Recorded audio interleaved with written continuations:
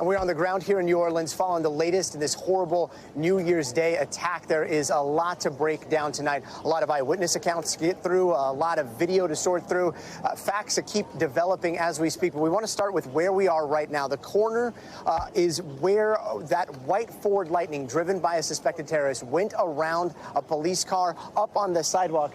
That's that corner right there next to that Walgreens, started accelerating after it took a right turn down the street. In fact, we have that video, something you can see in that video of that white truck coming down Canal Street where we are and then turning right on the famous Bourbon Street right around 3:15 this morning. Now, the suspected terrorist then plowed through the crowds in the truck that he had rented, killing at least 15 people, hurting more than 30 others. Now, Bourbon Street hosts one of the biggest New Year's Eve parties in the country. We've got some video of the moments right after the attack, but we've got to warn you, it is disturbing.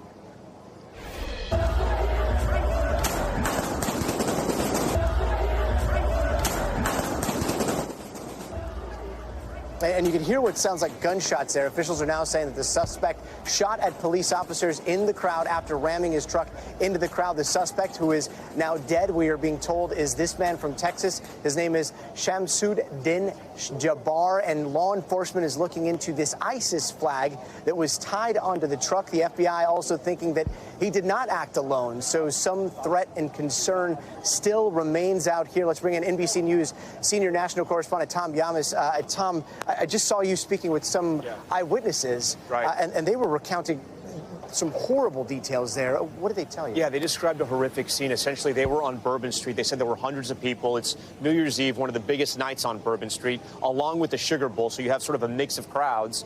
They said it was so busy they wanted to get inside of a club, and as they did that, they heard sort of a commotion, so they stayed in the club and they went to the balcony, and when they looked out, they just said it was carnage. It was they can't get the images out of their head. In fact, one of the guys told me he's going to have to go to therapy because of everything he saw. They saw bodies, sort of all over the street, very serious head wounds, broken bones, and then it was silence because the car was going so fast, it hit all those people, and it just kept going for 3 blocks until it crashed into a crane, and that's where the shootout happened. But they said that the shootout happened so far down Bourbon, they couldn't even hear the gunshots, and that gives you an idea of how far he went, right? How fast he was. How fast he went. He jumps this curb, he gets around the police car, and he just keeps going, and nothing stops him. And that's the big question tonight. A lot of people are asking, why weren't those bollards in place? Why wasn't there more security in place in between intersections? How was he able to get so far and kill so many people in an area that you knew was a target, right? Because they had this security, the bollards up before, which are essentially these stainless steel beams that stick up from the street. They don't let cars pass.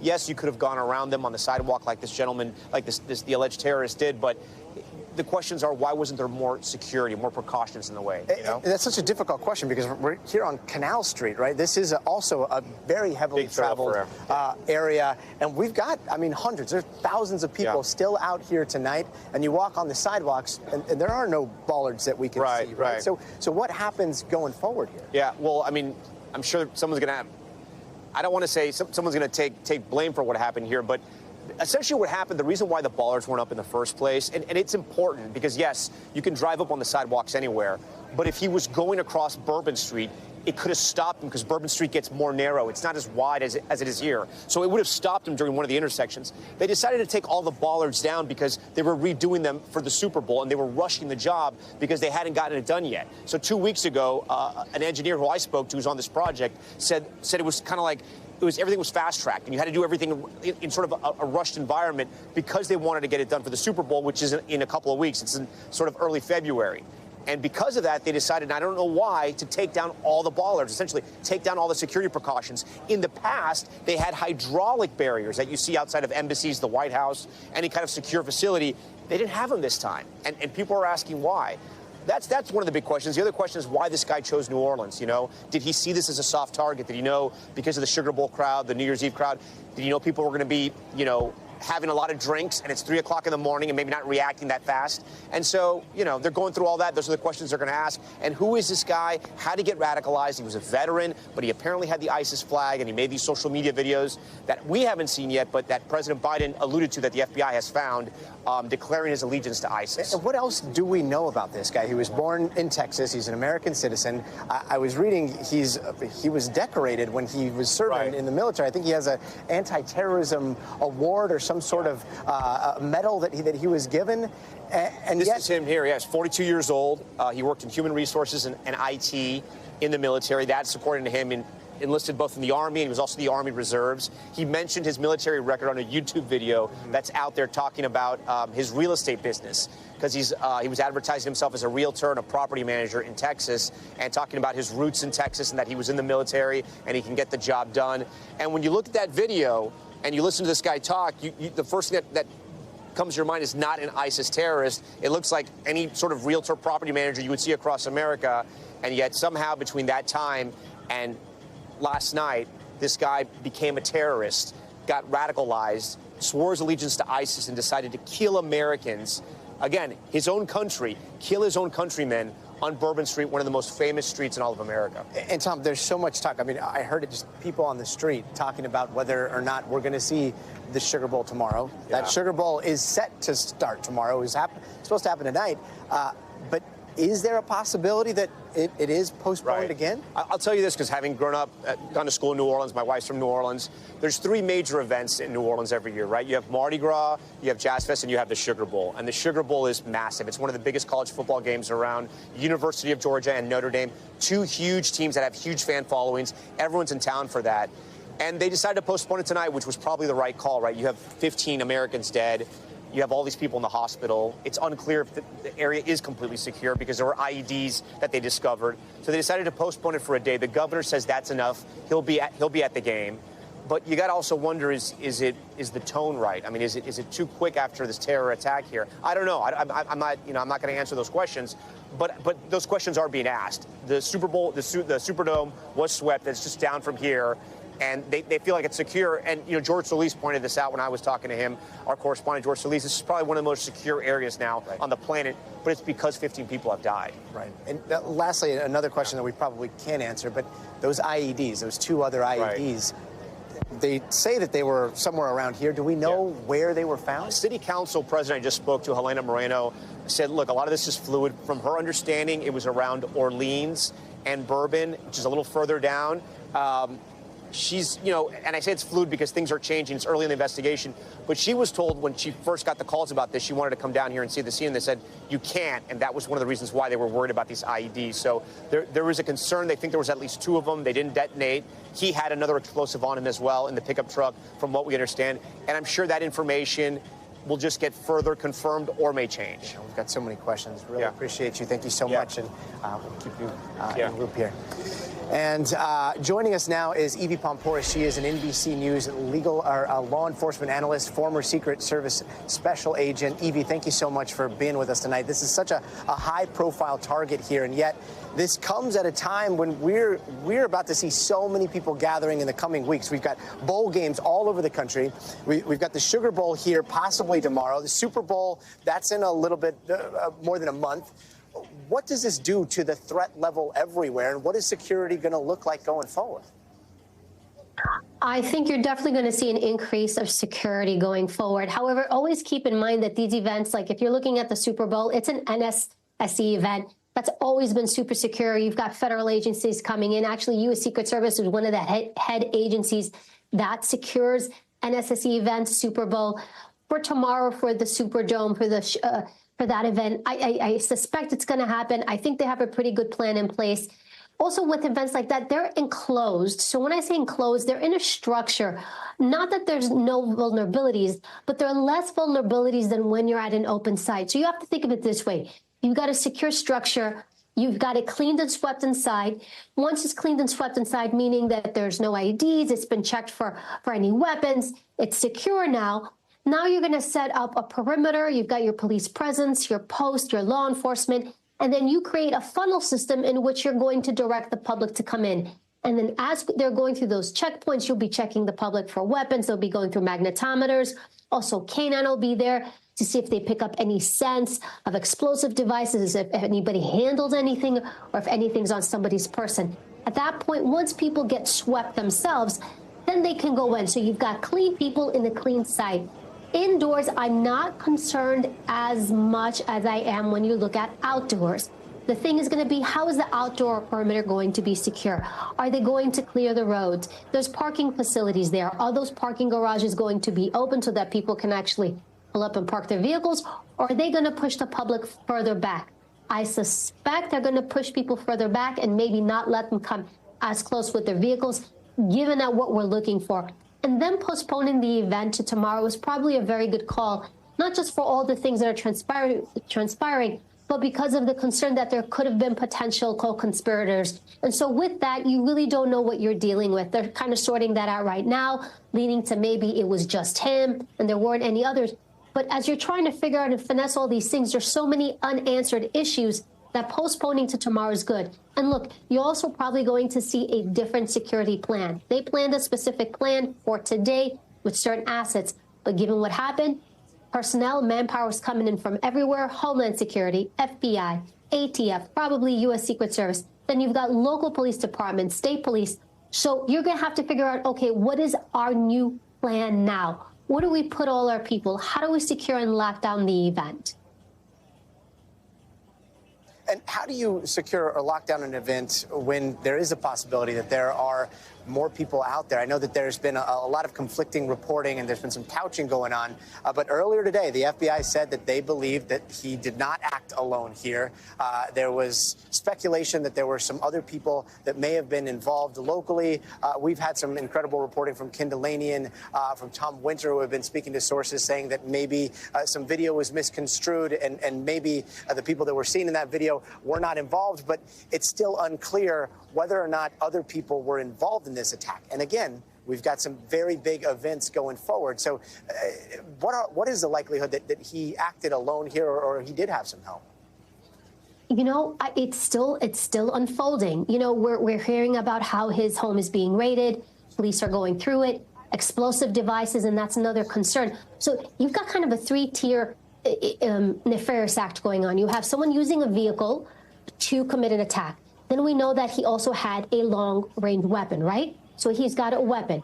Then we know we have explosive devices. So these are devices, IEDs, that he very likely made at home or had help making. But this is someone who planned this out. This wasn't kind of, I'm just going to take this act, I'm going to do it. So they're doing their due diligence to see, did he have help?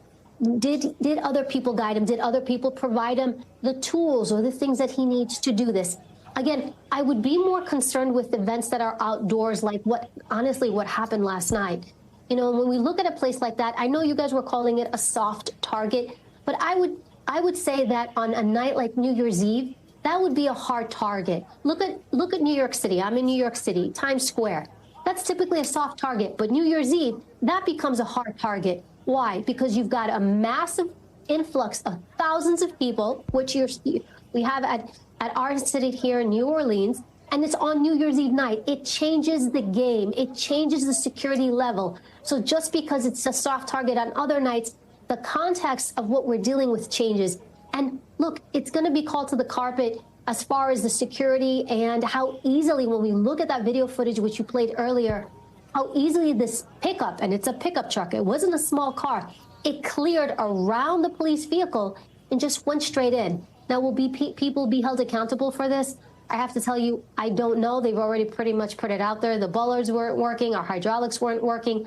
They did have a police vehicle, but I don't think they're thinking extended out. And, you know, even if you listen to the press conference that the chief of police gave, she seemed a little bit kind of almost shocked that, you know, he drove on the sidewalk. Again, you know, I don't like to Monday morning quarterback police, but it's really something you have to think. When you're in law enforcement, you can't think like a cop. You have to think like the bad guy. When you put the security plan together, you have to say, if I'm the assassin, if I'm the bad guy, how would I get in? And then you try to get in. And I think, you know, this kind of, I don't want to say complacency, but this kind of traditional way of, I'm going to put a vehicle here and it's going to deter people. There's a difference between deterring an attack and there's a difference between actually stopping an attack. Deterring is, I have police presence, I have uniforms, I'll put a vehicle here, and then hopefully any nefarious actor is going to look at it and say, you know what, I'm not going to do it, I'm going to leave. But when you have someone like this who is determined, who is clearly prepared to die for their cause, You need something that's actually going to stop them. And I think that's the issue here. They were not set up for something like this. They were not prepared for this. That's the issue here. And the big question, again, is there anyone else out there with these intentions right now? Evie Pomporis, thank you so much for joining us tonight. Really appreciate your analysis. And joining us now is District Attorney of Orleans Parish, Jason Williams. Thank you so much for being with us. Jason, first off, sorry about what's happened in this community. I'm not sure if you were able to hear the conversation we were just having, but so much of it is about whether or not there are multiple people involved. Can you share any more on what you guys are looking at and whether or not there may be more suspects out there? As you know, this investigation is being headed up by a special agent in charge of the FBI. We're following her lead. And she and all of our law enforcement agencies are pulling on every single thread about who was with this man last, who was the last person he spoke to, whether or not he had the ability and know-how to build the explosives that were found. We need to know who else was involved, and we don't know that for a certainty right now. And the investigation is going to lead to that. It's going to let us know that. We know that he's radicalized.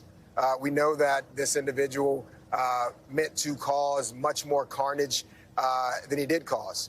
He used his truck. It's not clear whether the truck was the initial weapon that was to be used or if there were some issues with the explosive devices, and then he turned to using the truck at the last minute. When he got out of the truck, he opened fire. But for the men and women of the NOPD who ran to that danger, there would have been more loss of life right now.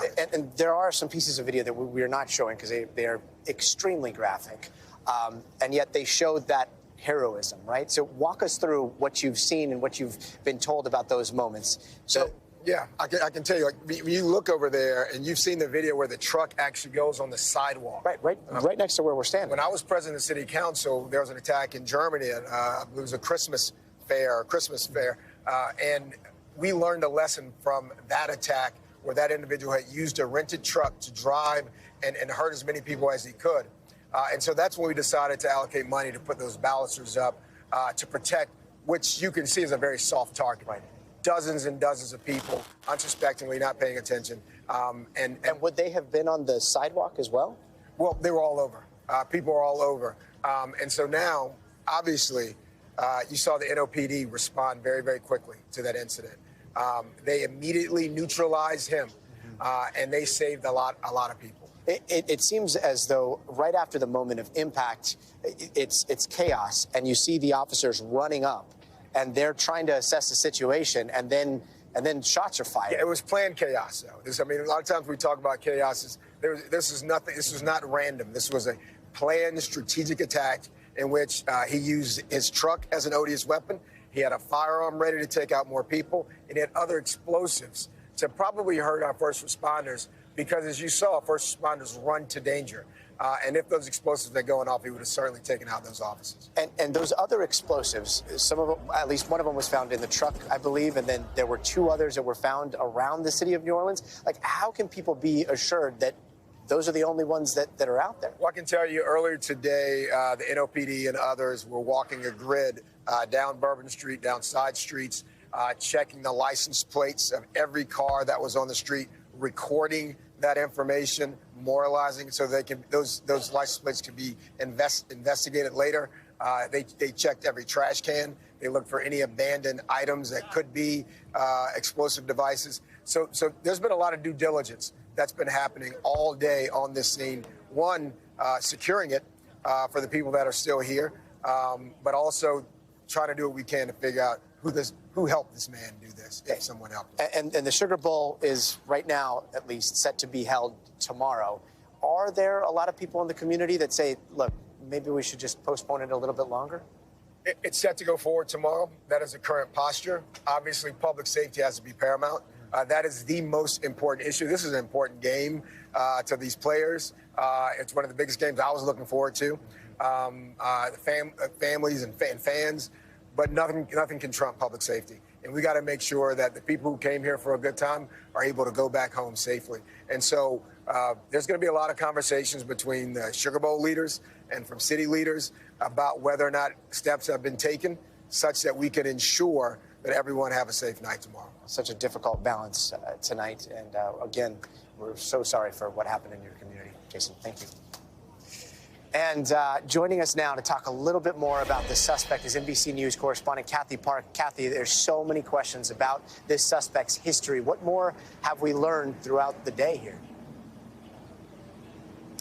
Gadi, good evening. So we have made our way to the Houston area, and right now we are near what is the address, home associated with the suspect. I'm going to move out of the shot here so you can see all the police activity behind me. You have local law enforcement, you have SWAT teams that have moved in. We are told that they have been here since earlier this afternoon, and we heard from a spokesperson just a few moments ago, and she told us there will be no other briefing tonight. No arrests have been made in this area. Neighbors were asked to actually clear the area. I can tell you there is a large perimeter in this residential area. The entrance to this community completely shut off to the public as well as to the media. That's why we are standing where we are right now. The FBI did release a statement earlier today only to say that the investigation ongoing on the scene here is linked to what is happening in New Orleans right now. But just to give you a little bit more background on the suspect, Gadi, we do know that he has deep ties to Texas, born and raised here. In fact, there was a YouTube video that he posted back in 2020 touting his real estate experience, also his active military experience as well. He was honorably discharged in 2020 from the Army. We also were able to dig into his criminal history. NBC News has been able to uncover, according to records, that he was charged with theft and driving with an invalid license. Also in 2020, civil records show that his second wife filed for a temporary restraining order. So NBC News has also been able to speak with a family member, specifically a woman who identified as his sister-in-law. She says that he was a kind person, the kindest person that she has ever known. He took care of his kids, and all of this makes no sense. Gadi? And Kathy, there's some reporting going on out here that he may have been staying in a local Airbnb, and there may have been a fire at that Airbnb. Do we know anything about that? Has that been confirmed at all? Yeah, those details have not been confirmed. And as I said earlier, the spokesperson in this area, who we spoke with not too long ago, was saying that there will be no other updates. And they kind of deferred us to the FBI statement that was issued earlier today, saying that the investigation that continues to take place here in Houston is linked to New Orleans. And right now they will stay on site as they continue kind of the investigation here in Houston. Gadi? And Kathy, what can you tell us about his military service and his time spent overseas? Yeah, we do know that he was deployed as an administrative assistant. He spent many years in the Army. He's also spent some time more recently in the Army Reserve. So kind of peeling back the layers, he obviously had an extensive military background, and he was all honorably discharged back in 2020, Gadi. And anything about, have we heard from his family members at all? So NBC News was able to speak with a woman who identified as the sister-in-law, and she says that this is the kindest person that she has ever known. All of this really makes no sense. He was a good father to his kids, but those were the only things that she would share with our colleagues, Gadi. Kathy Park, thanks so much for that reporting. And joining us now is Evan Coleman, an NBC News terrorism analyst and founder of CEO of Cloudburst Technologies. Thanks so much for being with us tonight. I mean, when we're looking at the possible radicalization of this individual, what is the FBI looking for right now? Well, look, there's no doubt they're looking at his electronic devices.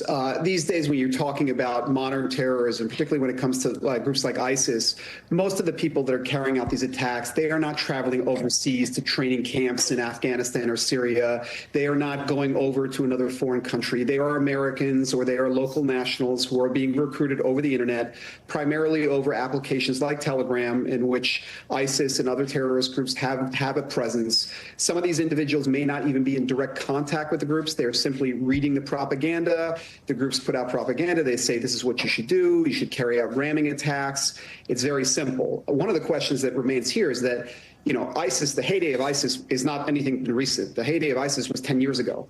What caused this individual to want to carry out an attack right now? Right, many years after ISIS has already largely faded from view. And one of the questions, obviously, is that is this a result of simply political motivations, or is it possible that there were also personal motivations here? This person had a very turbulent life, apparently. There were obviously negative things happening recently to him. The question is, did that play a role in his radicalization, in his turn to extremism? But I mean, look, there's just no doubt about it. If you look at this is not an individual who looks like he was trained overseas. He was an American-born national, and it certainly looks like if you're going to find where the roots are of where this came from, it's going to come on his electronic devices. And that's exactly what law enforcement, I'm sure, is doing right now. And you were just mentioning Telegram and some of those encrypted apps. But I remember, 5, 10, 15 years ago, it was very easy to see some of the propaganda coming from ISIS that was posted on social media accounts. And that has really disappeared. What does the radicalization look like in this day and age? It hasn't really disappeared. That's part of the problem. Telegram, obviously, there's been pressure on Telegram for the last 10 years to get rid of ISIS channels and ISIS propaganda. You can still find it rampant throughout the app. Telegram is still officially used by the official ISIS news agency, Amaq news agency. Now, to the credit of law enforcement and others, there have been crackdowns, and even recently there have been some significant crackdowns on Telegram trying to rid the platform of that content. However, the truth is that these guys are also looking for alternative platforms. They set up, some people may be familiar with Slack from work. There's an open source version of Slack on the internet called Rocket Chat, and ISIS set up a server on there. They recently moved to another Russian-built application called GemSpace. They keep kind of hopping around looking for vulnerable parts of the internet that are not well policed, and they're setting up shop there, and that's how they find people. They send out invitations. They're not difficult to find. I mean, I see these invitations on almost a day-to-day basis. So the reality is that it's still very much out there. Some of the major platforms, Meta, X, et cetera, they have cracked down significantly, but that's not where this activity is taking place. It's taking place on the weak corners of the internet, oftentimes applications that law enforcement has a lot of difficulty trying to file subpoenas on, trying to get information on users. Telegram in particular remains a big problem. People may have seen last summer, the founder and CEO of Telegram, Pavel Durov, was arrested in France when he arrived in France. One of the possible justifications of that is that the French are extremely concerned about how Telegram is being used to radicalize people inside that country, right? And they want to know what is going on, who is being radicalized, who is receiving this information. And obviously, looking at the arrest of Pavel Durov, there's a very, very good reason to believe that they are not receiving all of the information that they wanted, or at least they were not prior to last summer. And in these dark recesses of the internet, and without going into specifics, based on what you've seen, does it seem like those conversations are ongoing? Does it seem like there are a lot of people in those spaces that are talking about carrying out attacks like this?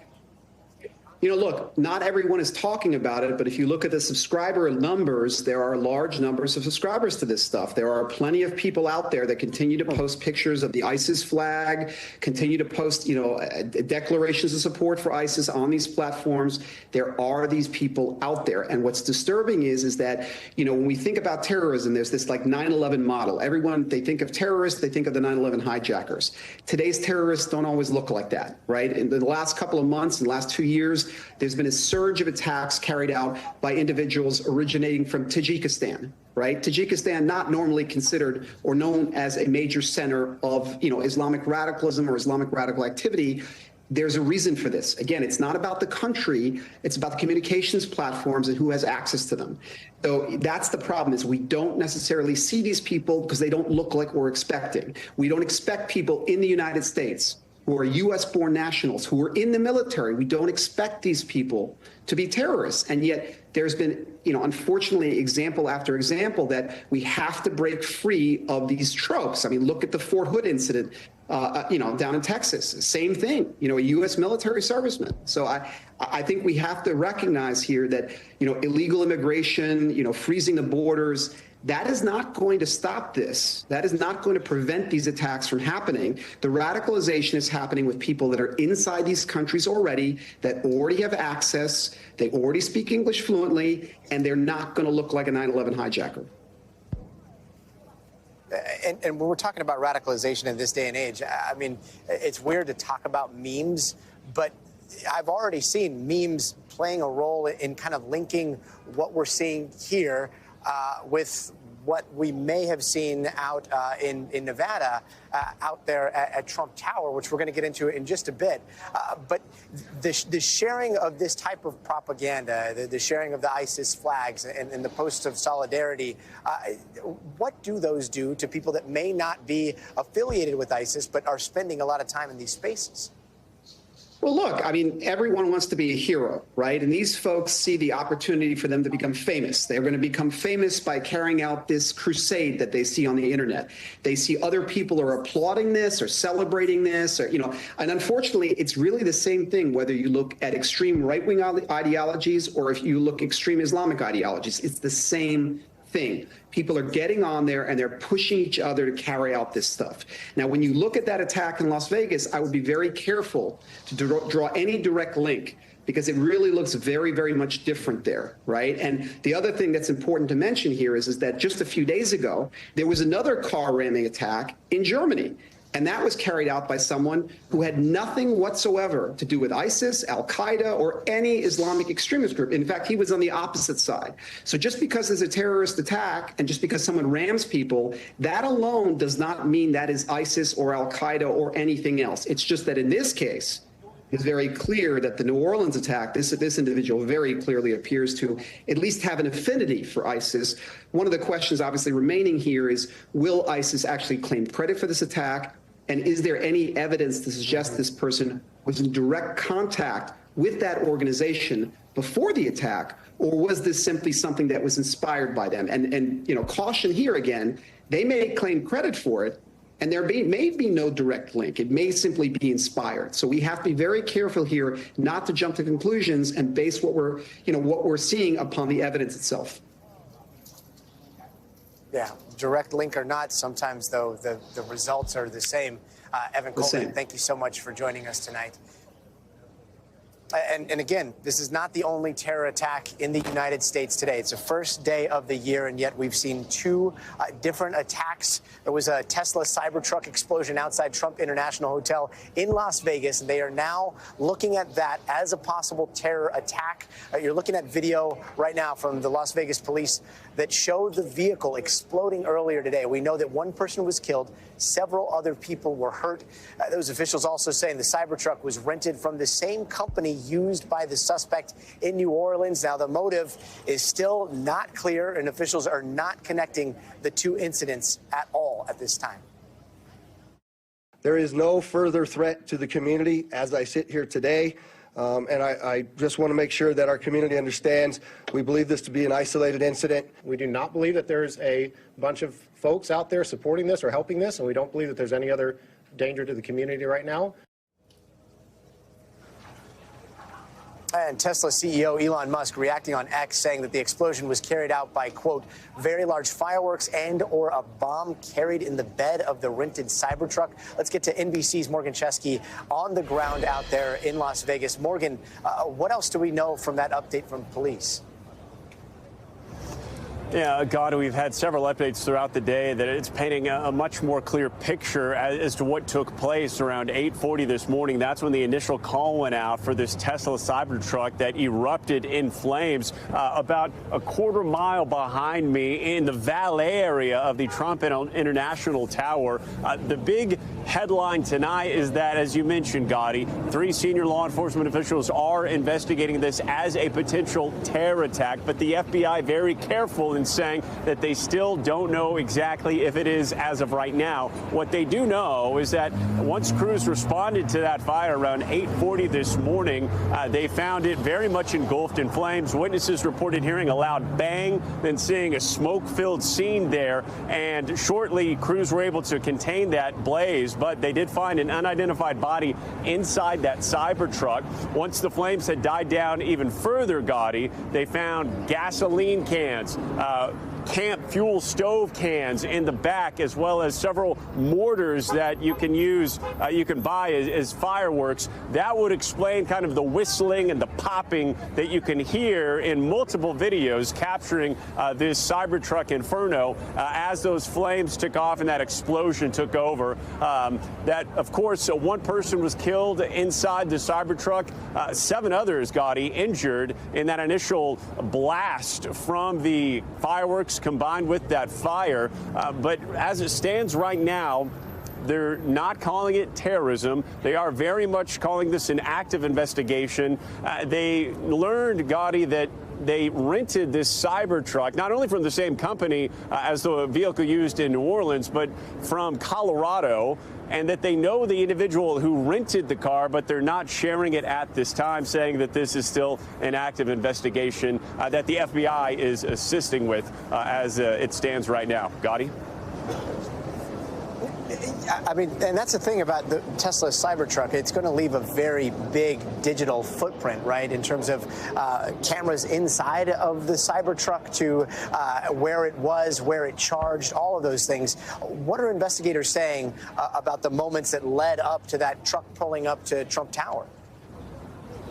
Yeah, that's a great point. And they've actually credited Elon Musk with helping solve that part of the investigation, saying that after being rented in Colorado, they used the Tesla charging stations to record the truck's route from Colorado to here in Las Vegas, where the Cybertruck was seen going up and down the strip around 7:30 this morning before pulling into the Trump Tower Valley area, and shortly thereafter that explosion took place. In addition to that, we know that the build of the Cybertruck itself was credited by local authorities in saying that it kind of contained the worst of the blast here and could have potentially helped in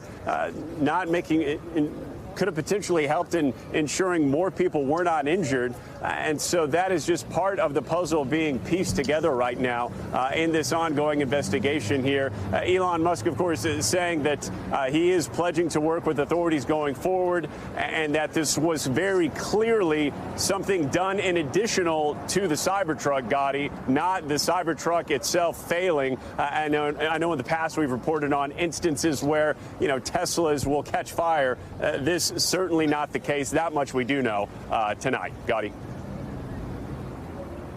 Morgan Chesky, and again, no direct link to what's going on here in New Orleans, but the investigations on both of those incidents continues. And with that, we're going to take a quick break.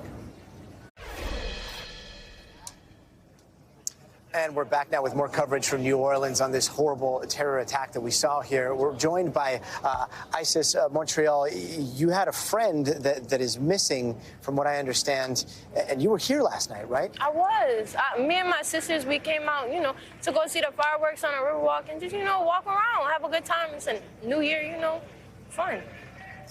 And tell us a little bit about your friend. How did you get separated, and when did you last see her? So originally, I just came out here with me and my sisters and stuff, and I wasn't out here with my friend. She was just out here by herself.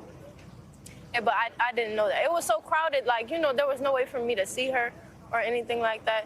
And then I got a text this morning, and it was like, have you seen Destiny? Were you with Destiny? I was like, what?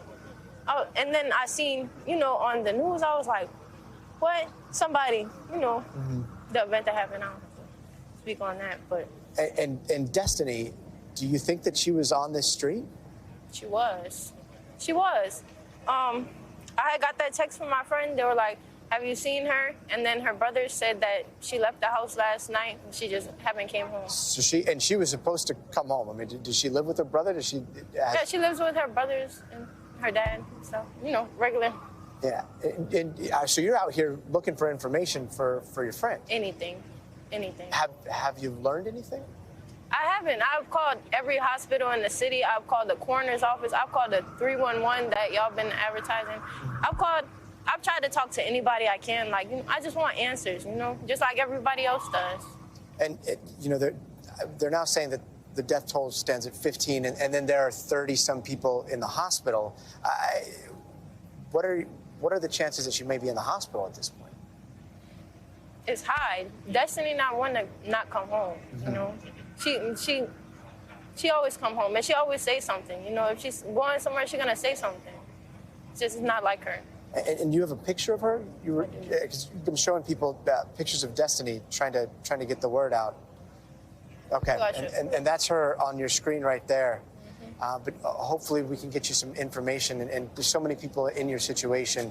Isis, thank you so much for joining us, and our prayers are with you and her family. Isis, thank you. And we'll be right back. And we're back out here in New Orleans tonight, continuing our coverage of this horrific crash, this terrorist activity that we saw here on New Year's Day, one of two different attacks on the first day of the year. We've been processing so much of the video that's been shared online. One person that's been doing that for us is NBC national correspondent Yasmin Vasugian. Yasmin, I know that you've been seen so many images of what happened today. Many of them are too graphic for us to show, and many of them are really heinous in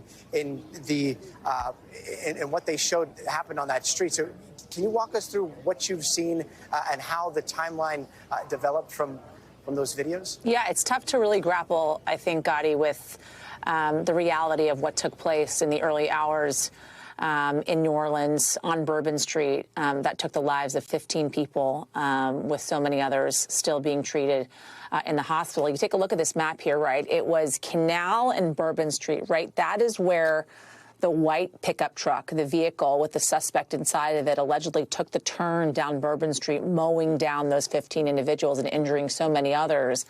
And there was this one video that came courtesy to us from WDSU of the white pickup truck. You see it right there, right? Driving down Canal Street and then taking that, what I would say is a fatal turn, right?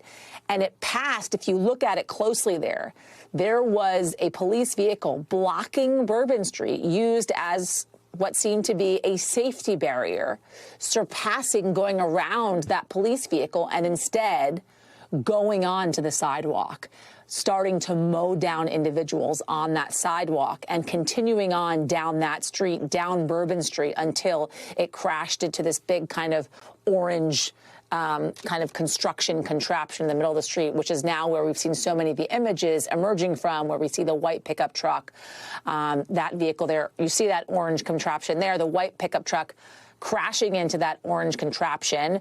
And then to the right of the pickup truck, we have some video of that. You see the individual, the suspect, who has now obviously been neutralized. This video that you're seeing right here shows an individual that was filming after the crash had taken place.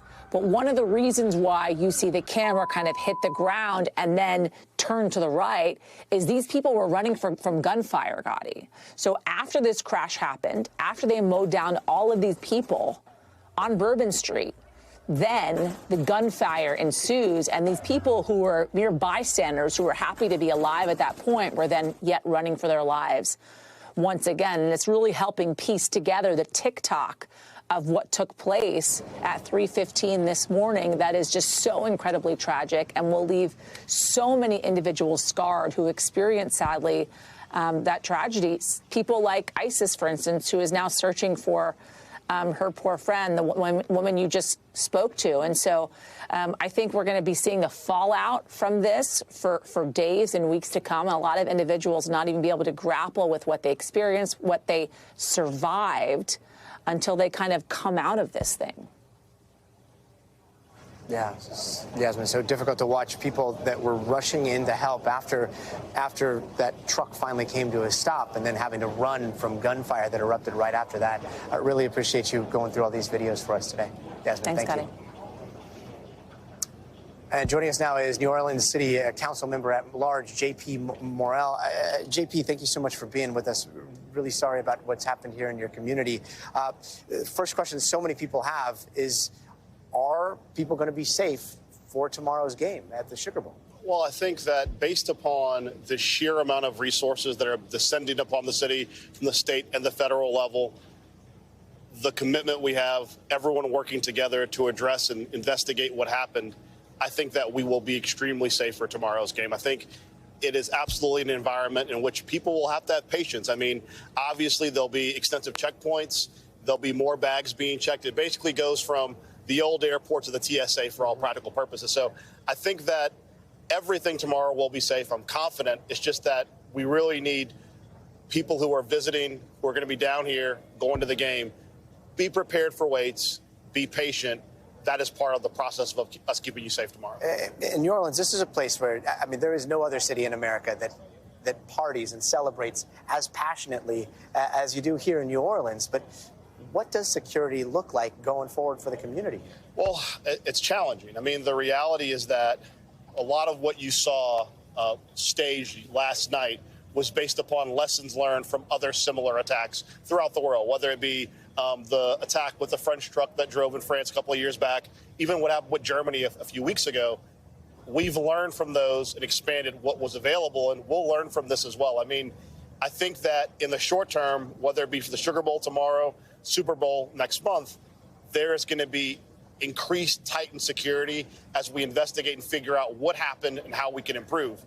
There's already conversations right now about what Mardi Gras looks like. Mardi Gras is in about 6 weeks. And how many routes do we have? Do we change parade routes? All of that is going to be influenced by what happened tonight. But as you know, when you're dealing with a terrorist attack, the last thing you could do is retreat and be in fear, because that is what the purpose of the attack is. Right. So we are going to move forward as a city, move forward as a nation. We're just going to do it in a smart, strategic way to make sure people are safe as we get to the bottom of what happened. And there's been so much talk today of bollards, and yet it's, you know, when you look around, you're like, well, it'd be difficult to put bollards everywhere. And yet that seems to be a very concrete thing that can happen in the near future. What are you hoping, what are you going to be calling for to be implemented as quickly as possible here in New Orleans? Well, I mean, you have the issue, obviously, of the bollards, the street bollards. But as you have seen, part of what this terrorist did is he took to the sidewalk. Right. He went on the sidewalk, which in a traditional bollard system, there are no sidewalk bollards in most cities. There is a trash can. It looks like there's a trash can right there. And when you look at it, you're like, it's hard to see how he got around. But I think what you're going to see across the world and in New Orleans is we're going to have to put impermeable, permanent infrastructure, bollards, in the middle of the sidewalks. In addition to what we're doing in the streets, because obviously you can't really, you do your best to anticipate what a deranged person would do, but when you look at the history of these types of attacks, they don't take to the sidewalk. Right. Now that we know on our end, we know it's possible, but more importantly, other terrorists across the world are now saying, oh, you defeat bollards by going on the sidewalk. So I think we're going to definitely expand our bollard system and look at how to improve it and look how to make our city safer. But I think everyone is going to have to look at how you deal with bollards and street obstructions, because you have to take into account completely deranged people. Yeah, so bollards with sidewalks with a lot of heavy traffic, going to be bollards. Absolutely. Really appreciate you being with us. Thank you. Yeah, thank you. And we're joined now by NBC News' Gabe Gutierrez, who has some new reporting. Gabe, we recently heard from President Biden. What do you make of his comments?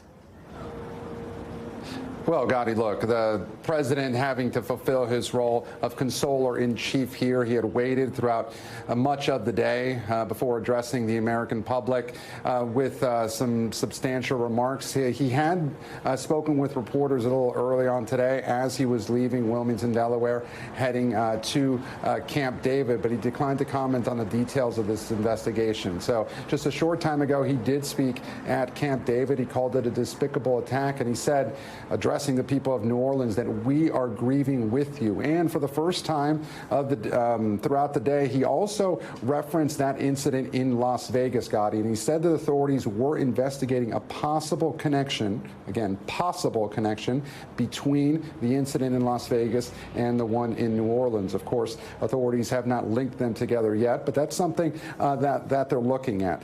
Gadi, I was looking at his remarks just 19 days from the end of his presidency, and it really is remarkable. Heading into 2025, the Biden administration had kind of been looking to wind down its administration and had been focusing on several things over these last few weeks. They were looking at some foreign policy challenges, of course, trying to get more aid to Ukraine. They were in some ways celebrating the fall of Bashar al-Assad in Syria, crediting their foreign policy for leading to the conditions, in their view, that led to his fall. Of course, ISIS diminished significantly in Syria over the last several years, and now having to have this horrible reminder of the ISIS ideology here at home. So President Biden, in short remarks, about 5 minutes or so, saying that federal authorities were hard at work. He had been briefed throughout the day by top FBI and Department of Homeland Security officials, briefed throughout the day as he was en route from Delaware to Camp David, where he remains at this hour. We're here in South Florida, actually, and this is where President-elect Trump, of course, is, where he rung in the new year at Mar-a-Lago last night. He spent much of today at his international golf course here in Palm Beach County. As for President-elect Trump, we heard from him only very briefly on social media earlier today. He thanked the first responders that responded in New Orleans, and also pledged that his administration would fully support the city of New Orleans. But since then, we have not heard from him. The only other thing we've heard from his son, Eric Trump, who shared a brief statement thanking the first responders who were involved in the incident in Las Vegas. But at this point, we're awaiting any further comment from Trump transition officials. Again, after President-elect Trump, just those brief comments earlier this morning. Gadi? Yeah, all this happening ahead of the inauguration out there in Washington, where there's going to be a lot of people gathered there as well. Gabe Gutierrez, thanks so much for joining us. And now we're joined by George Solis. George, you've been out here throughout the day talking to people who were here, talking to people who live in this community. What are you hearing? Yeah. Gadi, one thing I heard from a father who had their daughter out here earlier saying it's like someone sucked the life out of this city, and it's very apparent. This is the day after New Year's. New Year's Day, you'd ordinarily expect to see people celebrating. Obviously, that's not the case here with this police presence. A lot of people shaken up by what happened. A lot of people still trying to get in touch with their friends, their loved ones. Obviously, it's just heartbreaking to hear some of the stories that we've been starting to hear as people await not just word about their loved ones, but some of the names of some of those that have passed, unfortunately. And, of course, under the backdrop of all of this, there's the game tomorrow. You have a lot of fans from UGA, Notre Dame that are here, some of them wondering whether or not they even wanted to show up or whether the game should have even be held. Obviously, we know that they postponed it for tomorrow, but it weighs heavily on the minds of so many people in this community that they love so much. And it's still just recently happened here, but we are starting to learn a little bit more about some of the victims, some of those at least 15 people that died. What can you tell us about them? Yeah, guys. So we are being very careful about the names that we are learning about, just because we want to be absolutely sure that next of kin is notified. But we know that they were very young. I mean, you look at the makeup and what time that this happened. We've been seeing some names, 18 to 20-year-olds that were out here. We know that at least one University of Georgia student, the university actually putting out a statement acknowledging that one of their own. You had the Ministry of Israel saying that some of their people were injured in this terrible, terrible attack. And again, we expect those numbers and those names to just continue to rise as we start to learn more about what happened here. Again, this harrowing picture here. And again, it's so jarring. You have just a weird juxtaposition of some places that are open, right, and then just the eerie quiet of where this all transpired. Yeah, and speaking of that juxtaposition, I think actually we have a camera over here. So let's see if I'm going to take a quick walk. I want to show you what it looks like. So this is where all of the media is staging. And the shot that we keep giving you is that shot of the Walgreens, because that's where it happened. But oftentimes after an attack like this, there is a sense of unease and yet a sense of almost normalcy that happens. You've got people that are down the street here We're going to go right under this this police line. We are over here next to where the police have allowed us to stage, and then this is the public sidewalk. As we walk here along the public sidewalk, and we hear that New Orleans music in the background, you see this is a sidewalk that there are hundreds, thousands of people that have been traveling throughout the day. And then I'm going to turn around right here, if you will, and then this is where the police line starts. And that Walgreens right over there, that Walgreens right there, this is where those bollards would have been if it would have been a perfect situation. But as you can see, sidewalk, bollard on the road, where the truck took a right down through, separating so quickly, hitting so many different people. And yet, again, you've got so many people that are out here walking the street. The public is still out. The public is still out. There is still a sense of we don't want terrorists to win. We don't want them to take away the livelihoods that we experience, and especially here in New Orleans, where tourism is part of the lifeblood of this community. So just something to consider as we take a look at all of this. And that's going to do it for our coverage here on NBC News Now. More coverage continues, so stay tuned. Thanks for watching. Stay updated about breaking news and top stories on the NBC News app or follow us on social media.